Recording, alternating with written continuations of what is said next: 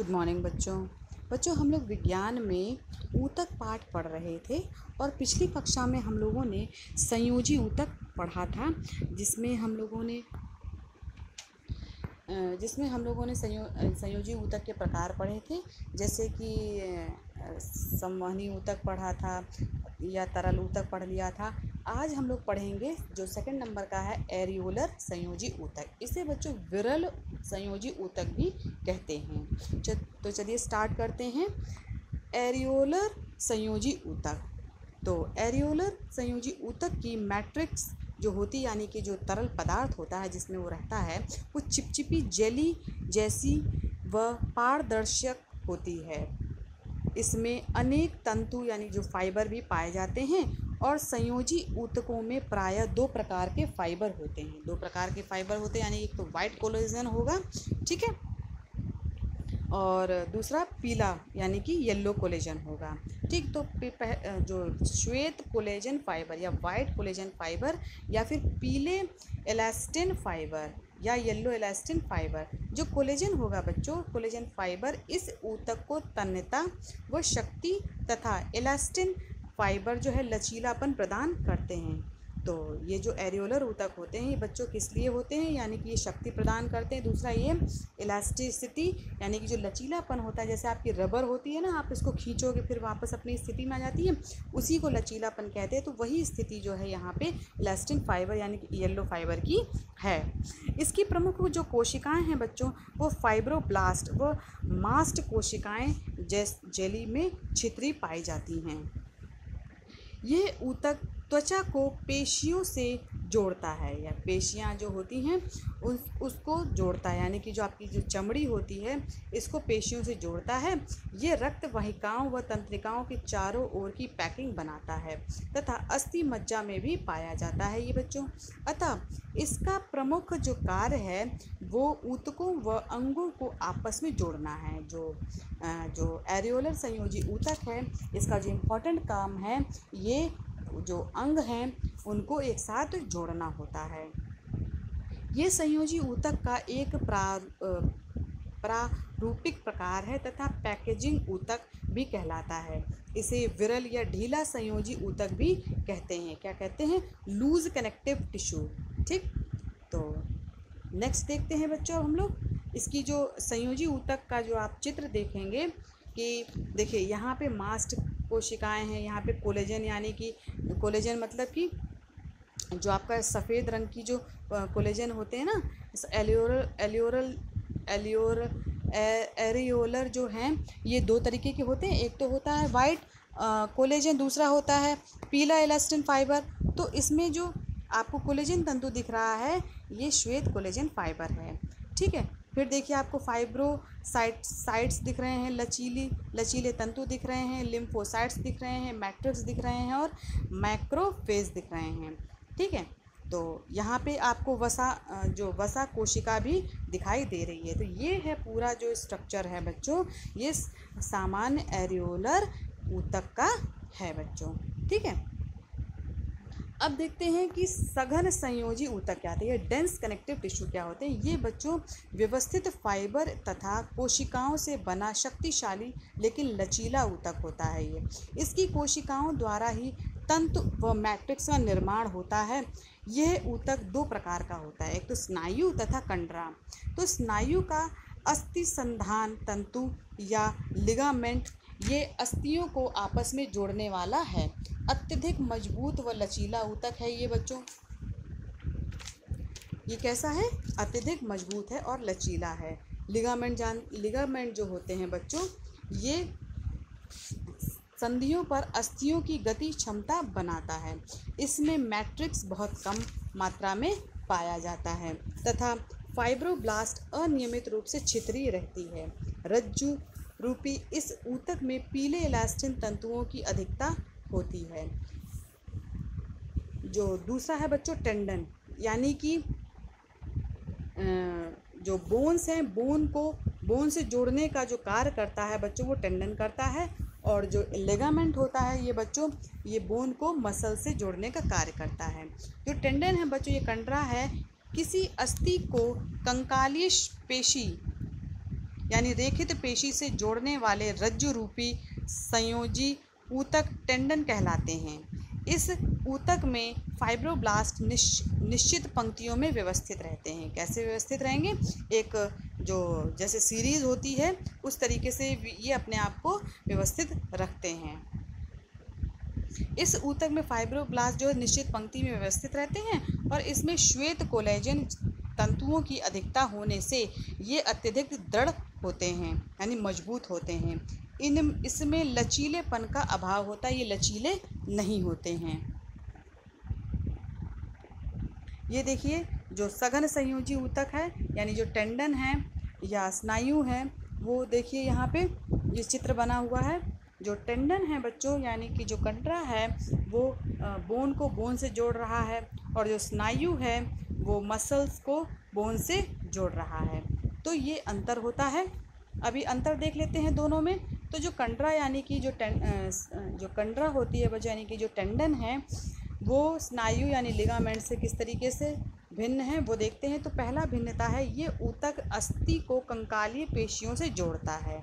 यानी क्या करेगा? अस्थि को कंकाली पेशी से जोड़ता है। और जो स्नायु है ये संधि स्थल पर अस्थियों को आपस में जोड़ता है। ठीक है, जो अस्थियां हैं वो आपस में जुड़ेंगी। फिर है फाइब्रोब्लास्ट जो है पंक्तियों में व्यवस्थित होती हैं। और नेक्स्ट है बच्चों, ये कोशिकाएं मैट्रिक्स में अनियमित क्रम में छितरी रहती हैं। कंडरा है ये अत्यंत दृढ़ व लचीला होता है। इसमें श्वेत कोलेजन तंतुओं की अधिकता होती है। नेक्स्ट है बच्चों यहाँ पे स्नायु में, इसमें पीले इलास्टिन तंतुओं की अधिकता होती है। तो ये तो था बच्चों कंडरा तथा स्नायु में अंतर। अब देखते हैं कि वसीय ऊतक क्या हैं, यानी एडिपोज टिश्यूज़। तो वसीय ऊतक मुख्यतः वसा का संचयन करने वाले ऊतक होते हैं, और वसा संचयन वसा की बूंदों के रूप में वसा कोशिकाओं में होता है। ये इस ऊतक की मैट्रिक्स गोलाकार या अंडाकार बड़ी बड़ी वसा कोशिकाओं से भरी होती हैं। अन्य कोशिकाएं व कुछ तंतु भी पाए जाते हैं। वसीय ऊतक त्वचा के नीचे उपत्वचीय वसीय परत के रूप में नेत्र गोलक, हृदय व वृक्क के चारों ओर पाया जाता है। तो ये भी पूछा जा सकता है कि वसीय ऊतक कहाँ कहाँ पाए जाते हैं। तो आप लिखोगे नेत्र गोलक हैं या त्वचा के नीचे हैं, हृदय है, वृक्क के चारों ओर है। बच्चों पीली अस्थि मज्जा में भी वसीय ऊतक होता है। वसीय ऊतक आवश्यकता होने पर शरीर को संचित वसा प्रदान करता है। यानी कि जब ज़रूरत होती है तो यही जो है जो ज़रूरत होती है शरीर को वसा की, तब ये उसको मतलब कि प्रयोग में लेने के लिए मदद करता है। ये त्वचा के नीचे ऊष्मारोधी परत बनाकर शरीर से ऊष्मा हानि को रोकता है। यानी कि हमारे शरीर में ये जो एडिपोज टिश्यूज़ जब उपस्थित होते हैं तो हमारे शरीर की गर्मी बाहर ना निकल जाए, तो इसका कार्य भी यही करते हैं। ये वृक्क यानी किडनी तथा नेत्र गोलक आदि को यांत्रिक आघातों से रक्षा करता है। यानी कि ज़्यादा चोट ना लग जाए आपकी किडनी को या हृदय को या आई बॉल को, तो इसके लिए भी ये उनकी रक्षा करते हैं। अब देखते हैं बच्चों जो एडिपोज टिश्यूज़ हैं, एडिपोज टिश्यूज़ की जो चित्र है वो देखिए कि वसीय ऊतक, इसमें वसीय आप बूंद दिख रहे हैं आपको, यहाँ पे केंद्रक दिख रहे हैं। तो वसीय बूंद है ये एक तरीके से एडिपोज टिश्यूज़ के अंदर होते हैं और इसमें यहाँ पे केंद्रक भी पाया जाता है। तो ये बच्चों है वसीय ऊतक का चित्र।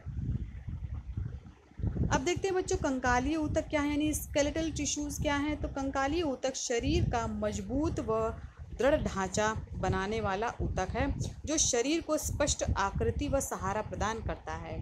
ये कोमल महत्वपूर्ण अंगों जैसे मस्तिष्क है, हृदय है, फेफड़ा है आदि के चारों ओर कंकालीय ऊतक होते हैं और इन्हें मजबूत कवच बनाता है। पेशियों से जुड़कर ये गति व चलन संभव बनाता है। अस्थियां शरीर के लिए आवश्यक कुछ खनिजों जैसे कैल्शियम व फास्फोरस का संचयन भी करती है। किसी भी अन्य संयोजी ऊतक ही के जो कोई भी जो ऊतक होता है उसके समान कंकालीय ऊतक भी आधात्रीय व कोशिकाओं से मिलकर बना होता है। इस प्रकार से संयोजी ऊतक में मैट्रिक ठोस होता है। मैट्रिक की प्रकृति के आधार पर कंकालीय ऊतक दो प्रकार का होता है। पहला तो होता है बच्चों अस्थि, दूसरा होता है उपास्थि। उपास्थि जो होता है कार्टिलेज होता है बच्चों। सबसे पहले डिस्कस करेंगे बच्चों अस्थि क्या है। तो अस्थि यानी कि बोन, आप लोग इस शब्द से भली भांति परिचित हैं, यानी कि हड्डी क्या है आपकी। तो अस्थि एक दृढ़ लचक रहित संयोजी ऊतक है जिसकी मैट्रिक्स ठोस होती है। इसकी मैट्रिक्स कुछ खनिज जैसे कैल्शियम या फास्फोरस के लवणों के निक्षेपण के कारण दृढ़ होती है। यानी कि इसमें जो ये क्यों मजबूत होती है, क्योंकि इसमें जो है कैल्शियम उपस्थित होता है, फास्फोरस उपस्थित होता है, इसके निक्षेपण के कारण ही ये मजबूत होती है। तो मैट्रिक्स में 30% कार्बनिक पदार्थ तथा 70% जो है वो अकार्बनिक पदार्थ जो है उपस्थित रहता है। मैट्रिक्स की प्रोटीन ओसीन कहलाती है। जो मैट्रिक्स की जो प्रोटीन है जहाँ पे ये मतलब अस्थि हैं उसे ओसीन कहते हैं। अस्थि की ठोस मैट्रिक्स के बीच बीच में जीवित अस्थि कोशिकाएं यानी ऑस्टियोसाइट्स पाई जाती हैं। प्रत्येक अस्थि कोशिका मैट्रिक्स में स्थित एक खाली स्थान लेक्यूमा में स्थित होती है। प्रत्येक अस्थि कोशिका में कोशिका द्रव्य प्रवर्ध भी पाए जाते हैं जो समान आकार के लेक्यूमा में समायोजित होते हैं। ये सभी लेक्यूनी संकेंद्रीय वलयों के रूप में पाई जाती है। संकेंद्रीय वलयों के बीच के स्थान में हेवर्सियन नलिका स्थित होती है। संकेंद्रित लेमेली को हेवर्सियन लेमेली कहा जाता है। यहाँ देखिए जो आप यहाँ पे देख रहे हैं हेवर्स तंत्र देख रहे हैं और हेवर्स नलिका भी है।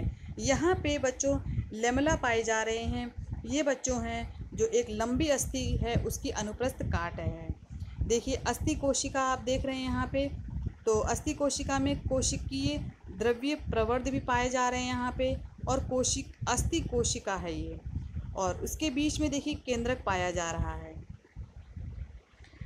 ये बच्चों जो उपास्थि है उसकी संरचना है नीचे। तो उपास्थि में देखिए पैराकार्डियम है, उसके नीचे देखिए रक्त वाहिकाएँ हैं, केंद्रक भी हैं उपस्थित, कार्डिन भी हैं और कार्डियोब्लास्ट भी हैं। यहाँ पर कई जगह पे बच्चों गर्तिका भी पाई जा रही है। तो ये तो है बच्चों आपका कार्टिलेज यानी उपास्थि की चित्र। उपास्थि या फिर कार्टिलेज जिसे कहते हैं। तो उपास्थि में भी मैट्रिक्स ठोस नहीं होता यानी कि तरल होता है, लेकिन इसकी मैट्रिक्स में अकार्बनिक खनिजों का निक्षेपण नहीं पाया जाता। यानी कि इसमें जो अकार्बनिक पदार्थ हैं जैसे कि आपका फास्फोरस है, कैल्शियम है, ये नहीं पाया जाएगा। खनिजी भवन यानी मिनरलाइजेशन की अनुपस्थिति के कारण इसकी मैट्रिक्स ठोस होते हुए भी लचीली होती है। जैसे आपके जो कान हैं, कान के जो पिन्ना होता है आपका, आप छू के देखिए तो वो नीचे झुक जाता है। तो ये बच्चों बना हुआ है कार्टिलेज का। आपकी नाक भी मुड़ जाती है आगे के हिस्से की। तो ये किससे बनी है? ये बनी है कार्टिलेज की। तो इससे आप पता लगा सकते हैं कि कार्टिलेज कितने सॉफ्ट होते हैं। इसकी मैट्रिक्स में कॉन्ड्रिन प्रोटीन या शर्करा की अधिकता होती है। उपास्थि की मैट्रिक्स में स्थित रिक्त स्थानों को कॉन्ड्रोसाइट्स कहते हैं। कॉन्ड्रोसाइट्स नामक कोशिकाएं पाई जाती हैं यहाँ पे।